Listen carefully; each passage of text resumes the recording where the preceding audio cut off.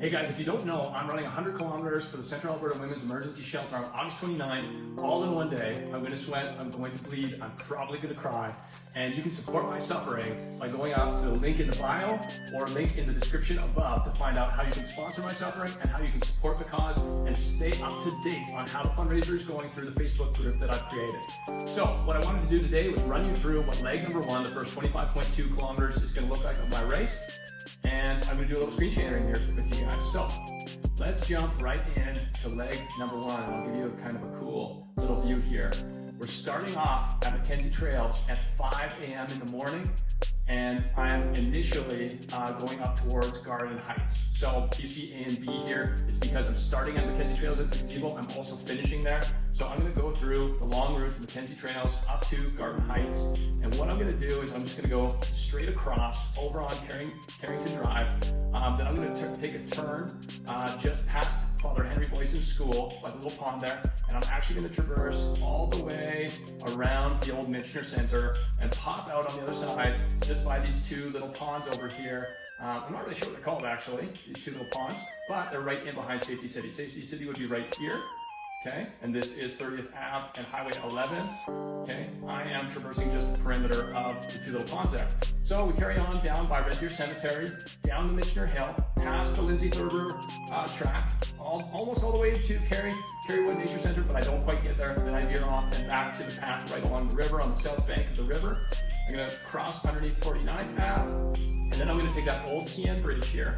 I'm going to take it over to the north side of the bank, north side of the river, and I'm going to traverse that north side all the way to Bower Ponds, around the south bank of Bower Ponds, and then all the way to Heritage Ranch on the perimeter of the Red Deer Country Club, so I can get to the old bridge that crosses from the country club over to Heritage Ranch. I'm going to do the perimeter of the ranch here and end up at the big Heritage Ranch stairs.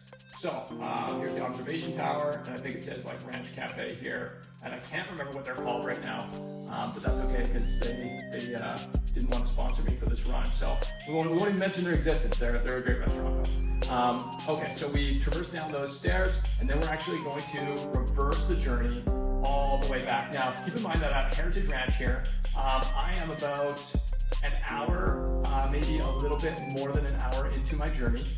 Okay, and this puts me at around 12 kilometers, just about halfway through my journey. So I'm coming back along the north bank of the river.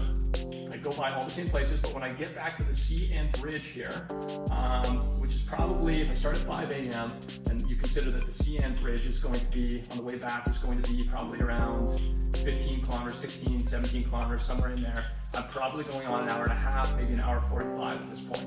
So instead of crossing the CN bridge where I did before, I stay on the north side, and I'm going behind Rotary Campground here along Riverside Drive, as you can see, and I go all the way underneath 67th Street. I do a little loop, I come back across the Red Deer River, and I go all the way up that 67th Street hill, which can be a turd burglar of a hill at times. I'm going to do one additional loop around Garden Heights here, as you can see, for a little extra distance, and then through the trails again. I'm going to take a little bit of a different route through the trails, and then I end up doing one lap around Mackenzie Ponds before my first 25.2 kilometers is done, and I end up right back at the gazebo.